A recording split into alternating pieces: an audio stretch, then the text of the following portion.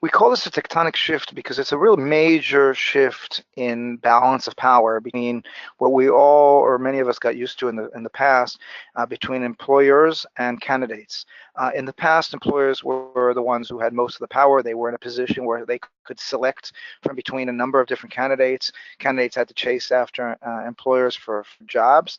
There's been a shift that isn't new. It's been happening for a long time, but I think most of the organizations, just as in the data that's presented here, feel that the labor market in 2016, 17, and that's not absolutely new. We expected the war for talent to be creating this change for quite a long time. And so we call it tectonic in terms of that it's a very, very slow shift that has been developing over the last few decades, but that it's a very powerful shift, that it's a trend that we're not expecting is going to change or turn around and go in the other direction. And it's really about the fact that this has now reached the tipping point where in the past, maybe only in specific high positions in very, very high demand, there was this gap. And so in the past, we might have seen this in special kind of engineering or scientists. But what's happened over time is that the gap in talent between what's available and what companies need and the balance of power has changed in many markets, in many different populations. From this point on, in most labor markets and in most types of jobs and populations, we are now looking at a candidate-driven market. And we ask why that's true, and we identify three catalysts for this change and that have been driving this tectonic shift and that has reached this tipping point. One of those three catalysts is a shortage of talent. So many of the recruiters feel that there is just simply a shortage of the resources, the kind of talent with the kind of skills, the kind of education, the kind of experience that they're looking for in the market. And as I mentioned, that's not only true in cyber, for instance, or in data scientists. It's obvious that in those areas that are new and very hot areas that there's a gap. But that's actually true in many of the different skills and capabilities that organizations are looking for. Here's some data from Manpower for the last 7 years showing that actually skilled trades there's been the largest gap between demand and supply in skilled trades for many of the last few years, and organizations are really struggling to find the talent in those areas. Areas of engineering, not surprisingly, has been among the top 3 or 4 areas of talent where organizations are looking, and there's just a shortage in the market. Sales representatives, surprisingly to some organizations, are an area where there's lack of talent and there's shortage. And actually, only for the first year in 2016, Manpower identified IT staff as one of the areas which major talent shortage. So there's a shortage, there just aren't enough people. And we looked specifically into the UK market just to see whether that was true in that specific market that we operate in.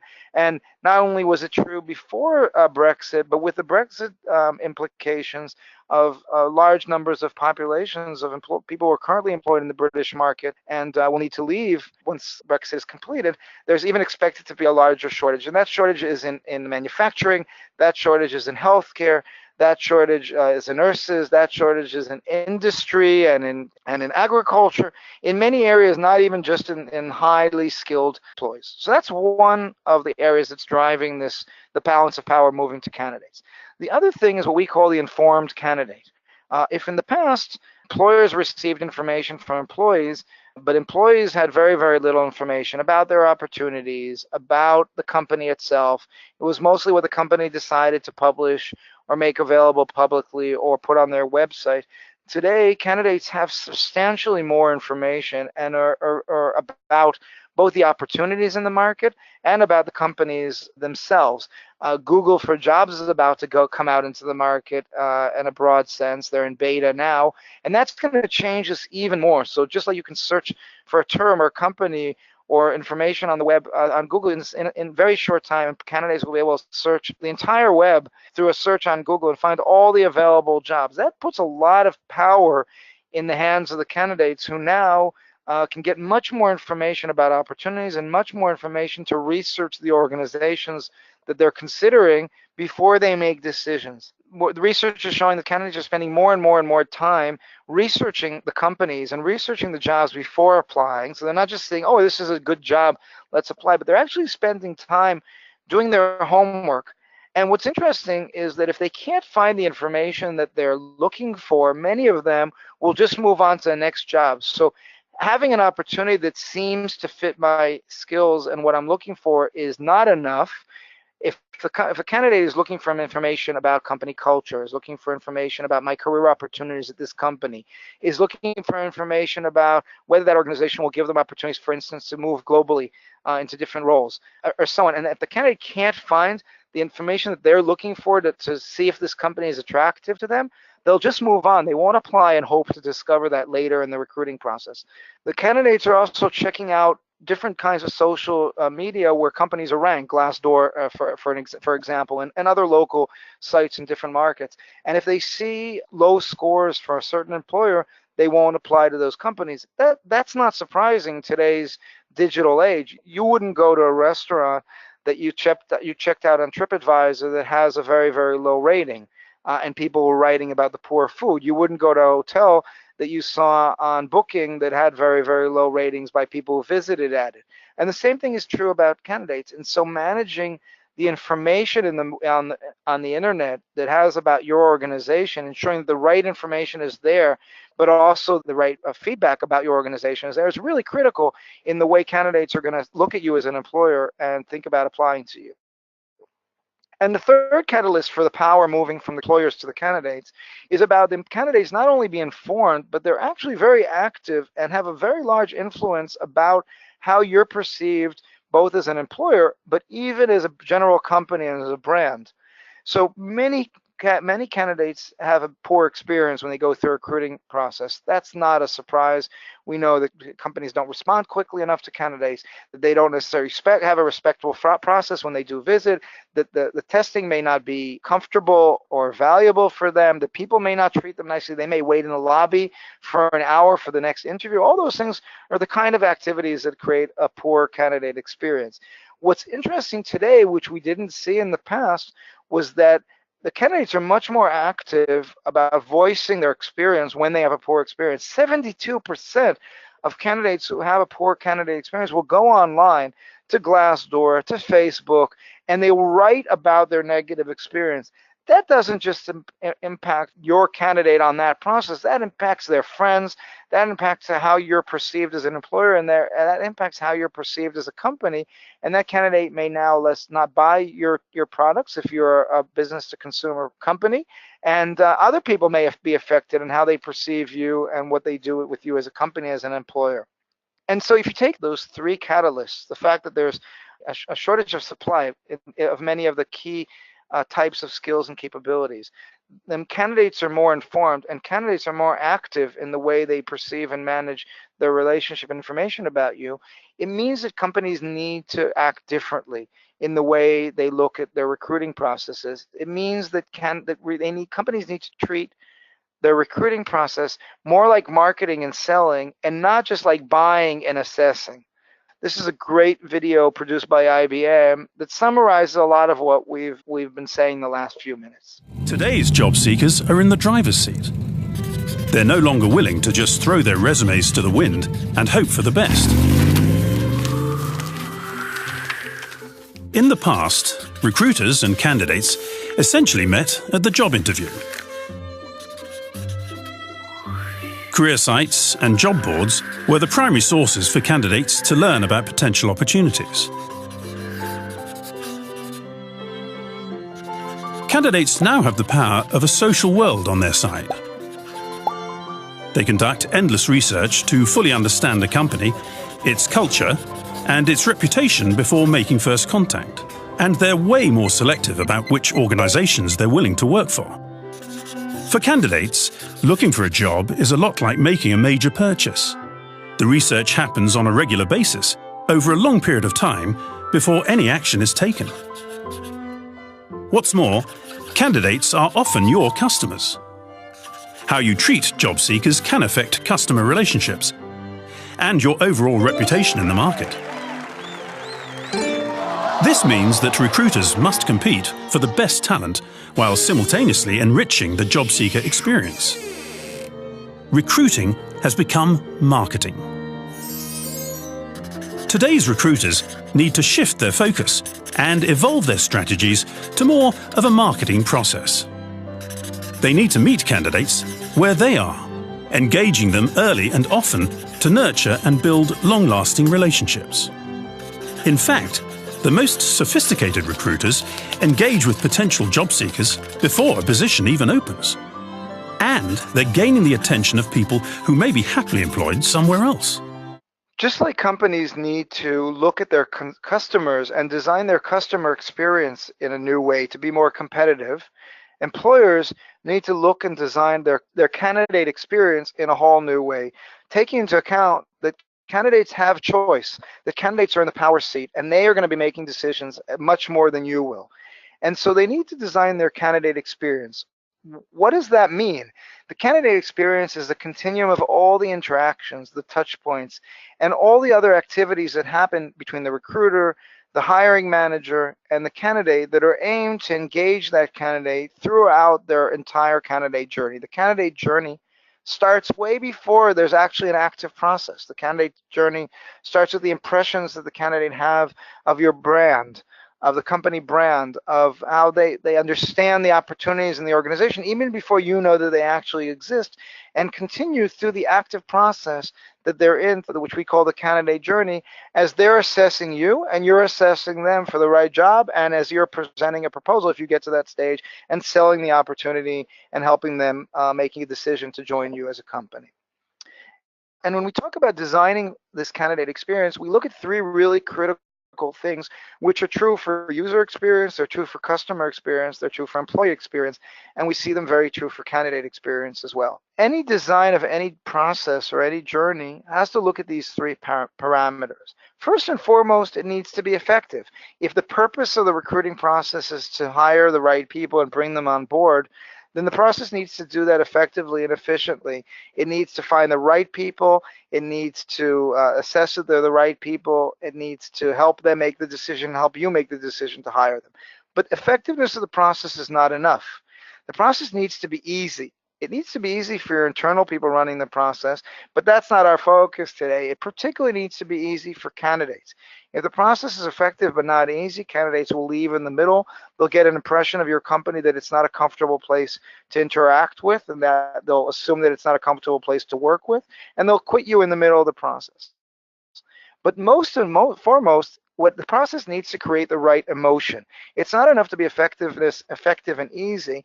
It needs to create a positive emotion with the candidate that will get them excited about wanting to come work for you, will get them interested and challenged about the opportunities that your organization gives them. It will make them positive about the experiences they have throughout the recruiting process, which will bring them, once they get hired, into a much more positive, more engaged position if they decide to join the company. And when we look at this, we also start mapping candidate journeys, like companies today who are doing best practice customer journey and customer experience. And that means looking at the different stages of the candidate through their candidate journey and understanding how candidates are experiencing the journey in your organization. So here's Harry. And here's a way to look at Harry's candidate journey and understand how Harry is experiencing the emotions throughout the candidate journey. We view the candidate journey as having four main sections: a stage of awareness, where a candidate becomes aware of the organization in general, the brand, and the opportunities there. A stage of consideration, where a candidate is learning, studying, researching, and understanding whether they want to make an application. A stage of action, where they're actually taking action to apply and then to go through the process of exploring you as an employer as you're exploring them as an employer. And a stage of decision, where they make a final decision whether to join you or not. And here's an example of Harry, who's going through one of these candidate journeys with an organization. So Harry is a customer, is a client of this organization, and buys its clients and sees the organization's commercials and presence, is aware of it, and is generally a satisfied client, has a positive feeling toward the organization.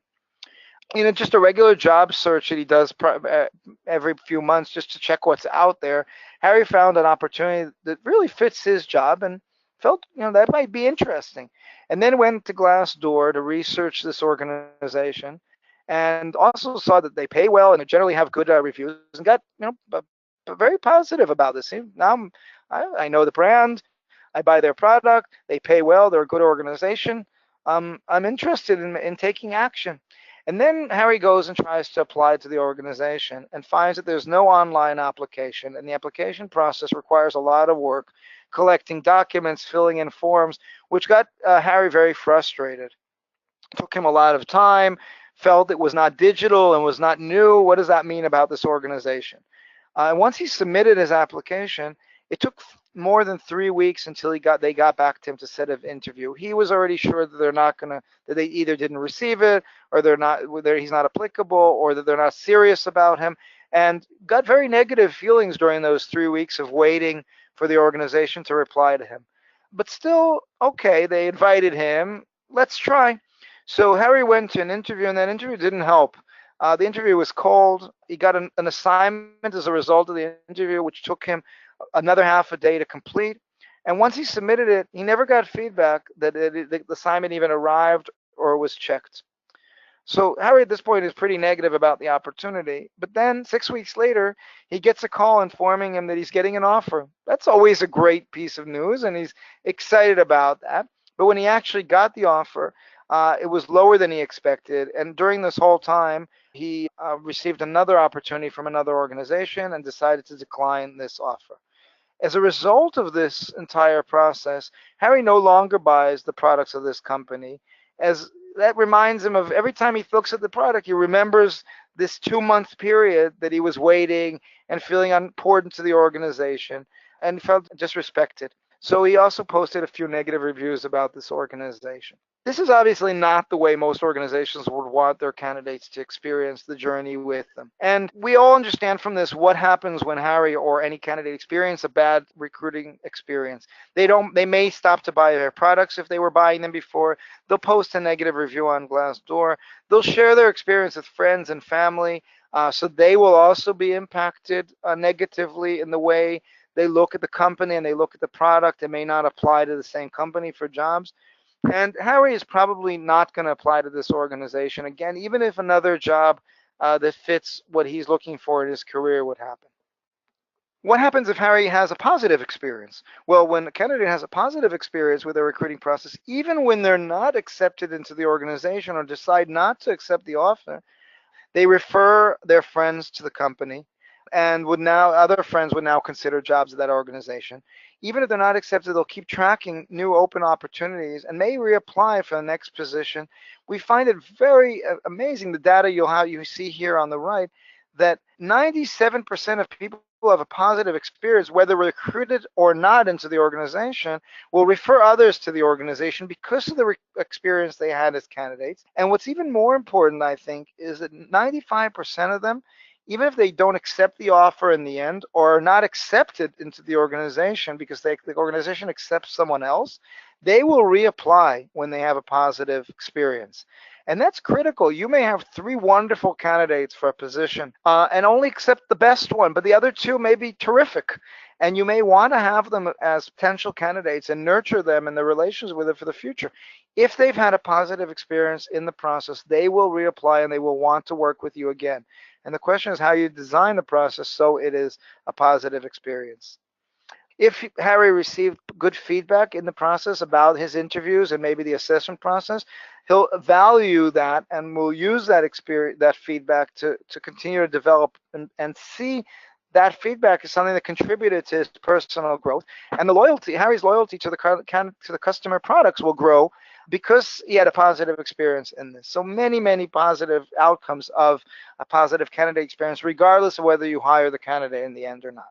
So what does this all mean, and how do we translate this into action, this understanding that we need to design the candidate experience very differently?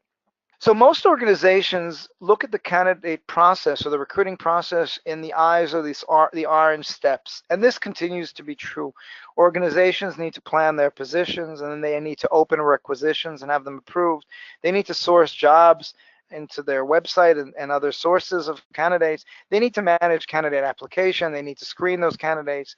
They need to manage once they make decisions, they need to manage the offer process, and they need to help onboard new people into the organization.